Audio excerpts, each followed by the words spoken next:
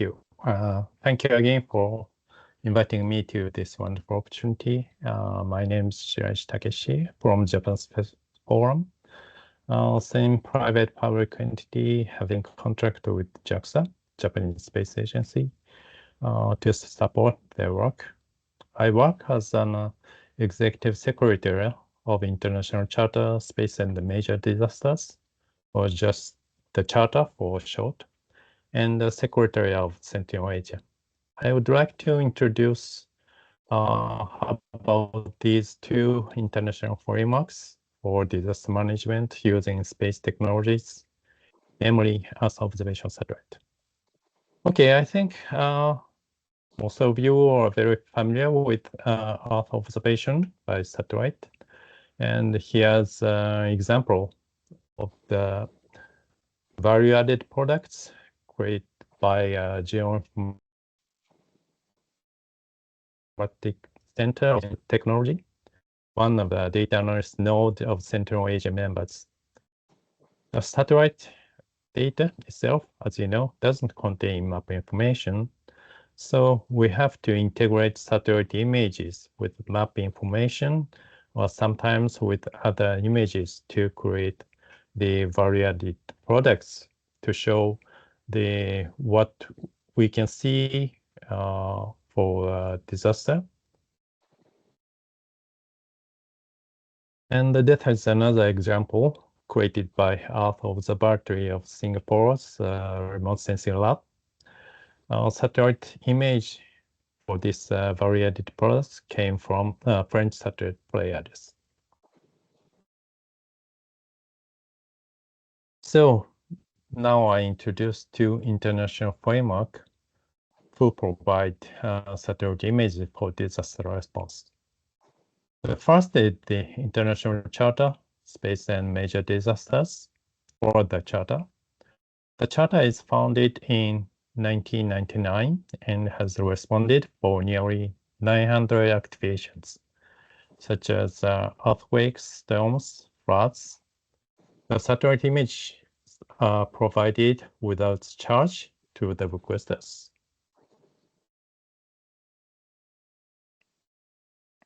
Here you see the 16 members agencies of the Charter. The Charter member consists of space agencies or satellite operators from worldwide.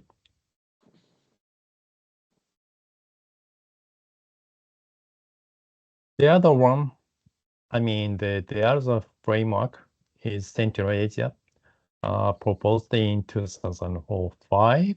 Now it has 116 members from space agencies, disaster management entities, universities from Asian Pacific region. And for participants today, Indonesia's BRIN and India's ISRO or Korea's NDMA, they are all the member of the Sentinel Asia. So unlike the Charter, Sentinel Asia member consists of space agencies, disaster management agencies, and universities, and so on. So this is the concept of Sentinel Asia strategic plan. In its step 3 strategic plan, Sentinel Asia is responding to all the phases of disasters, not only to emergency observation, but currently the emergency observation requested by Sentinel Asia members is the most active work within Sentinel Asia. So here's just comparison of Central Asia and the Charter. As to the region to respond, Central Asia focus on the Asia and Pacific. And the disasters Charter respond to the disasters worldwide. And as to the members, As I said, Central Asia member consists of a space community, disaster management organizations, and regional or international organizations sharing disaster information activities. And the disaster charter, the members consist of national or international agencies. I mean, the European Space Agency is the most active member of the charter.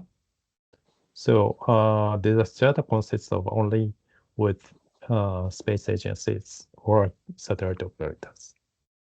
And as to the disasters response to be responded by these frameworks, this charter focus on emergency response only, while Central Asia try to respond to all the phases of the disasters, meaning recovery or early warning phase.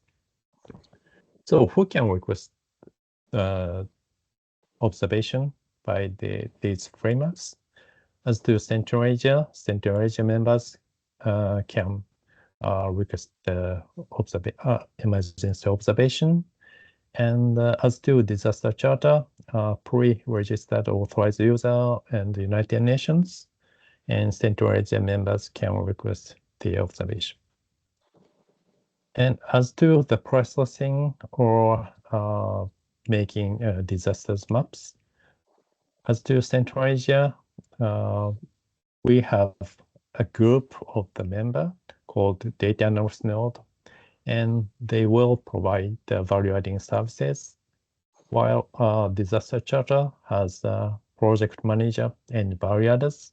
So mostly the third party provides value-adding services. So when disaster occurs, how to request the observation? As the Central Asia members, they can simply send the request to Asian Disaster Reduction Center or ADRC in Kobe, Japan. And the members can request the emergency observation on behalf of other non-member entities. And as to the charter, pre-registered authorized users can activate the charter.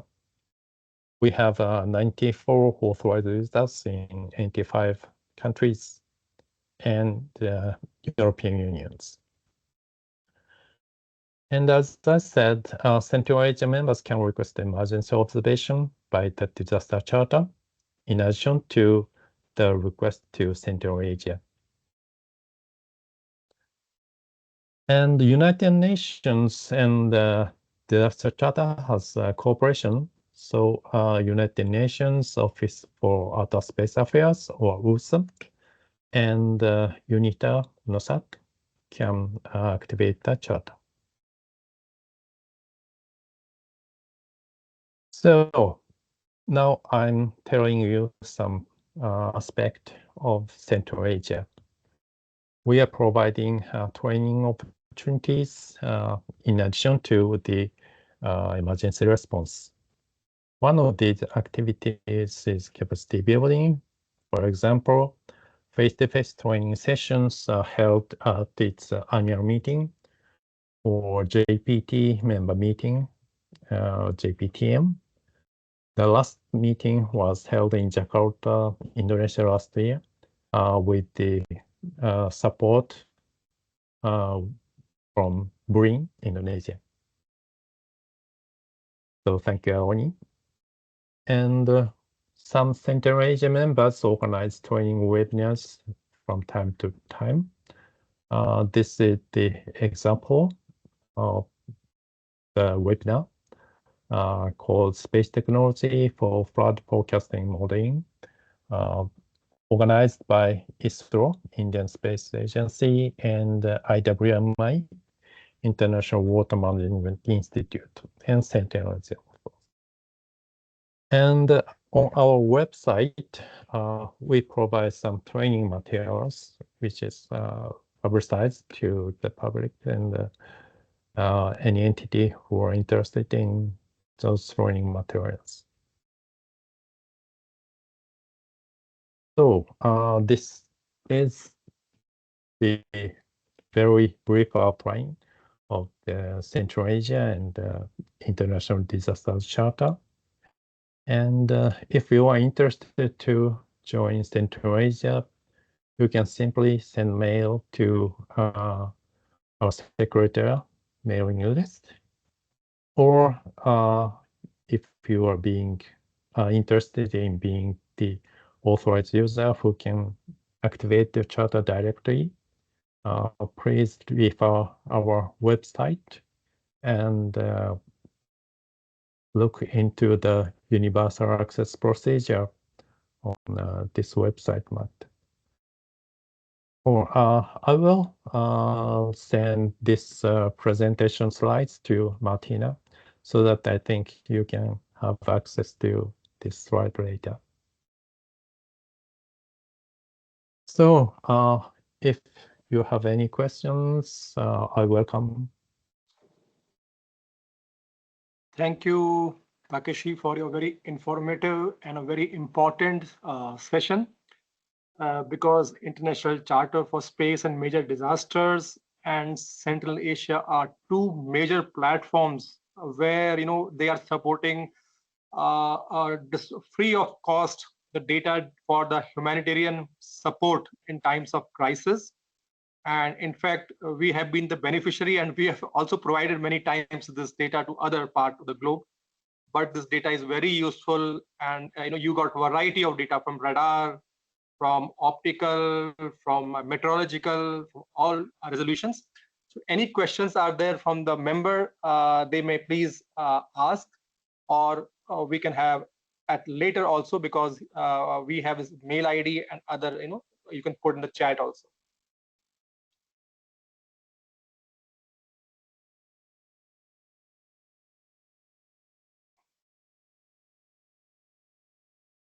Yes, one question from Martina. Martina, please. Martina, you are muted. Yes, I just noticed. Thank you very much. Thank you very much, Takeshi, for a great presentation. For me, it was very interesting to learn about Sentinel Asia. And you mentioned data analysis, so I would like to just ask for a little bit more details about the data analysis node service members. If you could say more about that, probably the full list is available on your website, but it would be great to know what is the coverage with the service members. Do you? Thank you.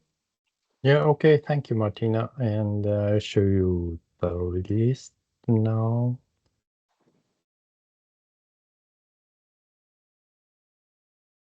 Okay, this is our Sentinel Asia website. We have full list of the members. And if you see this list, we have two categories of the group or the group. One is data provided node or DPN. This is a group of satellite operators who can acquire the observation data to Central Asia. And also we have data loss node or DAN. So for example, Bangladesh Institute of Water Modeling is the one of DAN. And as to the China, we have several DNs here. So requirement to be DN is, of course, it should be a member of Central Asia, and it has to have capacity or ability to process the data, satellite data and produce the disaster maps. Is it okay with you? Yes, great. Thank you. So it's that the list is really you cover many countries in Asia Oceania region. So is there any official procedure? So you have to be a member of Sentinel Asia, and then, as you mentioned, be able to analyze the data. Yeah, basically, yes. And but if for some special cases, some organization has a special cooperation relationship or something with the requester. The requester can can ask the assistance from those entities. So, but it's a very exceptional case. So we can discuss about that later or for the individual activation. Okay, and if I may, I just maybe missed, sorry for that, this information. When Sentinel Asia started, when it was established? It was the first proposal to foundation of 2005. Okay, thank you. Great, yeah, looks great. Thank you, congratulations.